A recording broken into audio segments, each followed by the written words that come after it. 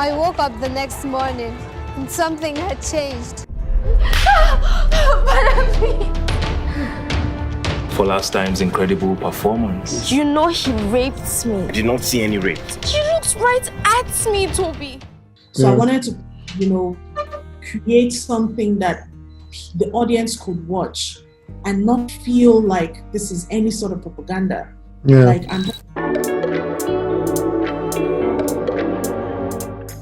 Welcome to the Sit Down, where we have conversations with creators from across this beautiful motherland of ours. My name is Makomboy, a filmmaker and an all-round story lover. And today we are having a sit down with Tope Oshin, a filmmaker from Nigeria who is described as one of the most influential Nigerian film directors, and Pulse magazine actually named her as one of 9 Nigerian female movie directors you should know. So definitely sit down and settle in. ABC, how far you now? Look!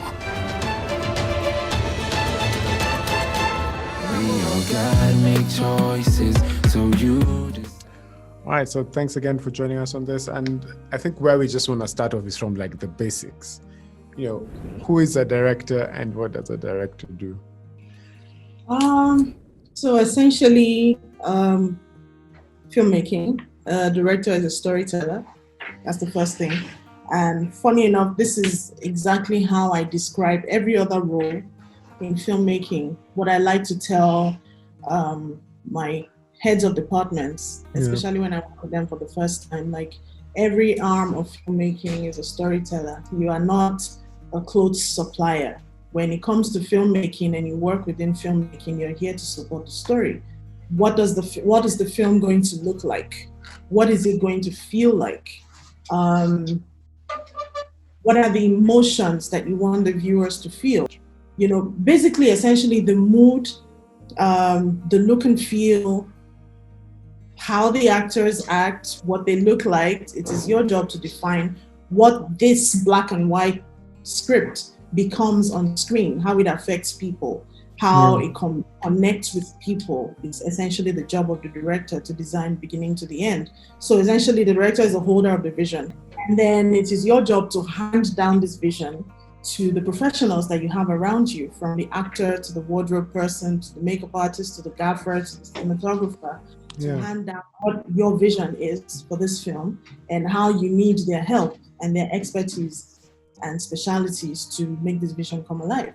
So essentially, a director has to be a good communicator, because if you have this amazing idea for this amazing film in your head, you cannot communicate it to your team, then you have failed. Because if you're not able to communicate it, then it stays in your head and that's where it dies.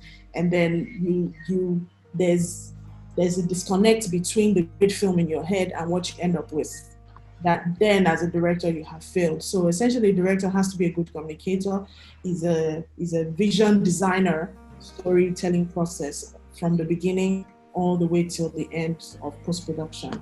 And do you think there's and I know this is weird and probably it shouldn't be put it in that context, but having experienced the diverse range of filmmaking styles from different parts of the world, do you think our continent has some different aspect of what we consider as directors here? Do you think it's the same across board in what we call the context of the Western or European perspective? Or is there something different about being a director within our continent, and probably in Nigeria, maybe it's better to be that specific? I think it's individual oriented. I'm never the one to put a blanket on a continent or a country or even an industry, because essentially these industries are made up of individual human beings who have different backgrounds, different experiences, different trainings, different orientations. It's hard for me to do that blanket thing of saying, this is how directors are in Nigeria, this is how directors are in Africa. Fine, there might be majority in some particular type of traits. I still like to deal with people as individuals. So essentially, what kind of director a person is dependent on their exposure, their experiences, and their training. This is what determines how they function. I've seen and experienced directors who essentially believe that their job as a director is to be on set and be the boss of everybody and say action and cut. And they don't believe that they have any inputs or responsibilities whatsoever after the movie is done, being shot. Like, you never see them in post-production. This also is because of their orientation, what they've been exposed to, or, what they have experienced in their experience as a director. But if you think about it, that you are the storyteller, the owner of the film, beginning to the end, you are meant to know everything that happens from the writing, all the way to laying music for the film, all the way to the sound design, all the way to finishing everything. Then you begin to understand what your role is as a director and how all-encompassing it really is, and why this particular role is very, very important. So, I mean, the job of a director runs into so many angles that you can begin to imagine, and until you do your due diligence in fulfilling your role in all of these places and being that one voice that holds everything together, you do not deserve for a film to be named after you. Anybody can say action and cut. That's the truth. And I guess, then what would you think would be the skill set? What do you imagine would be the skill set or the tools that one needs to have to become a director? What do they need to come with? What does a person need to come with? So first and foremost, you need to be a good communicator. You need to learn how to communicate your ideas, what is in your head, how to work with actors, how to essentially, for me, I tell young directors, to be a good director, you need to have a good understanding of all the departments in film. There is no shortcuts around it. You need to be able to communicate to each department in their language, knowing what you're talking about. How do you direct an actor when you cannot explain the kinds of emotions you want from each scene? How do you communicate to them? It's wrong to say, now I want you to be sad. My way of directing is, why are they sad? Because everybody has a brain. You don't just tell somebody, now I want you to be happy in this scene. Now I want you to be sad. It's plastic. You need to work from the internal to the external. So in essence, you should be communicating like, okay, this is the scene where you remember how you lost your father in that ghastly accident. You're there, you think about it, you feel so bad about it, and you are in that moment.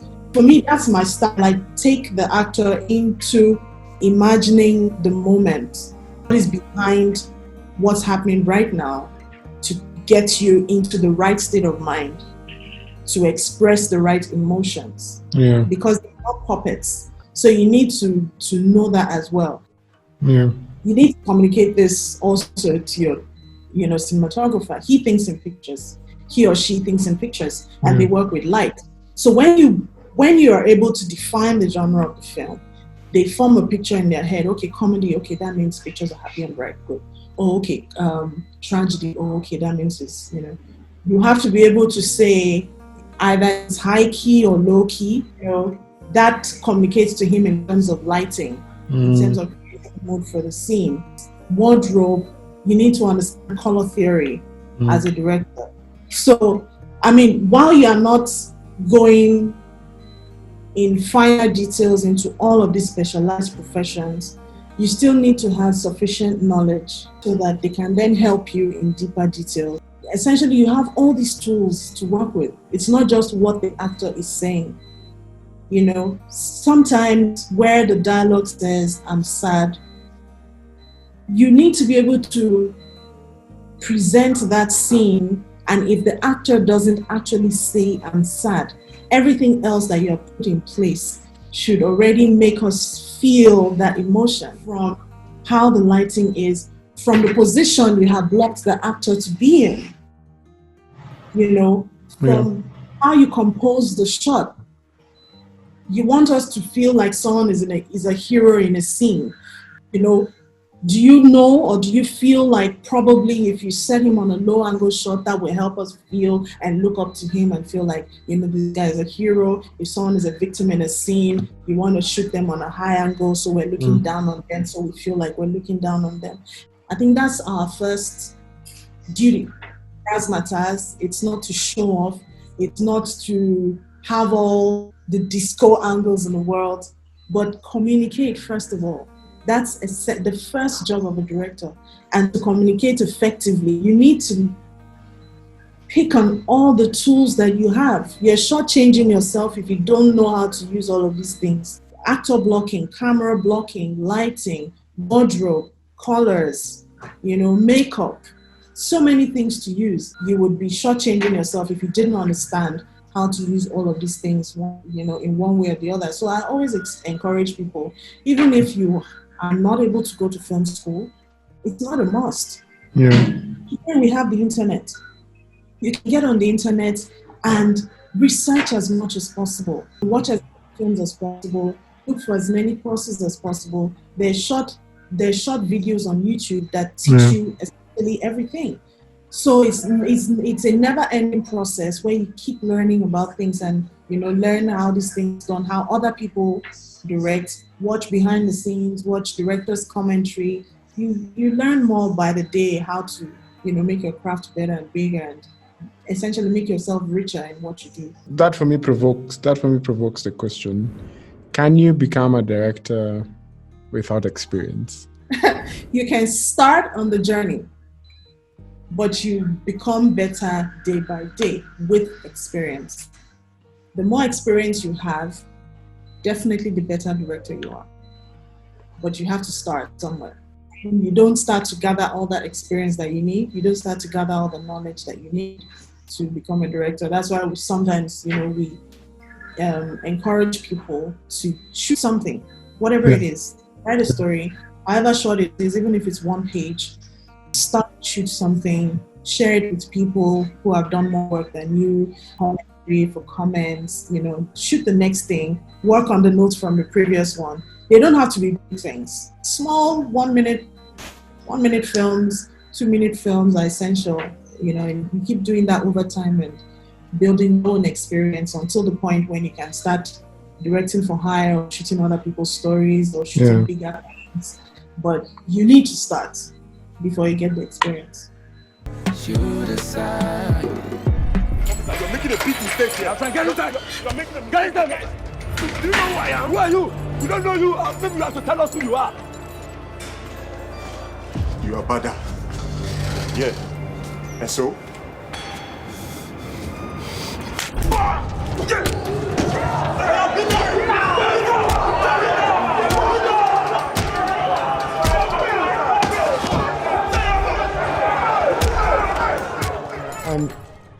I guess the question for me is when you're getting into such a project as a director, what's that process like?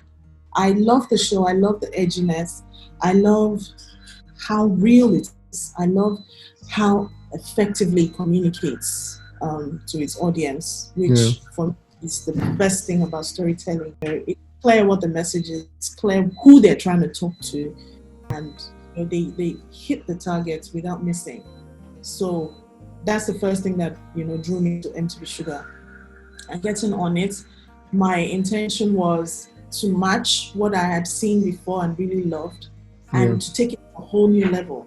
Because we don't make films for ourselves, we make films for the audience. So I did a bulk of my research was reading through the comments of the young people watching the show, what they wished for, what they wished could happen, their reactions to different scenarios. And I did all of this also because I was going to be running the writer's room, and I was going to be creating and picking up the stories from there and moving it into the new season. So I was trying to get pointers and ideas of where we could possibly take this that would get even greater engagement from the audience, that they will connect with.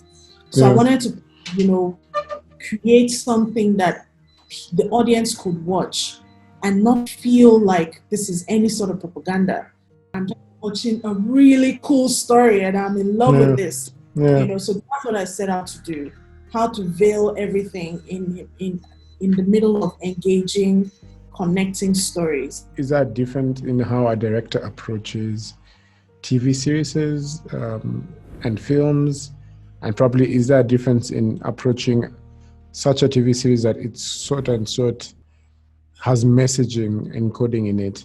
Is that a different way a director should approach such a project in comparison to Tinzel, for example? How do those two compare? Yeah, so the one challenge you have directing a series that's message-based is the fact that it's message-based. That's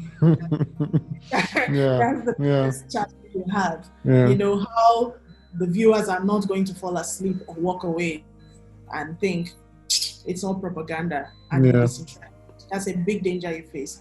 With a soapy like Tinsel, it's all entertainment. That's all it is. There's nothing hidden in there. They're not trying to teach you anything. But with MTV Sugar, that's why the show is.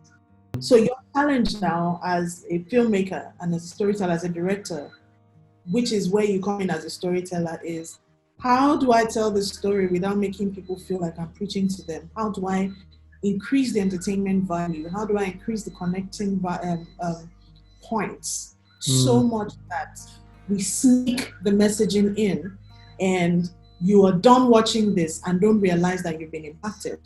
That's the first challenge you face. So your job now as a director is to find a way to sneak this in, to soften the feel. Like, first and foremost, we concentrate on how to increase the entertainment value and connecting value and help people to see themselves in the characters so much that they don't see that you're trying to tell them something else. That's not what you're saying, but you need to get your finger out my face. You cannot survive in Bauchi without me, Bob. It's all just a part of his plan. If I don't go back with him, it's all gone. What is wrong with you? It's my life, and I'll live it as I see fit. You don't control how I feel. You're reposting papers. And if I refuse? The question is, will you?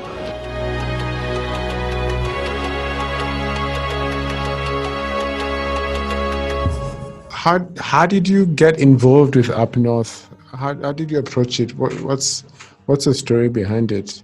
So watching the film, you do not like Lagos at all. It's very intense. It's overwhelming. Very intense. Really tight close-up shots, box-stop shots. Shots that make you feel like you want to wriggle out. Yeah. In combination with the cold color scheme, not to make you feel nice about Lagos. Put yourself in the shoes of the protagonist. And then in Bauchi, on the other hand, you would find that I did a lot of wide shots. Yeah. A lot of wide shots, a lot of panoramic shots, to signify the feeling of being free. He fell in love. I wanted the audience to walk in his shoes and feel exactly what he felt.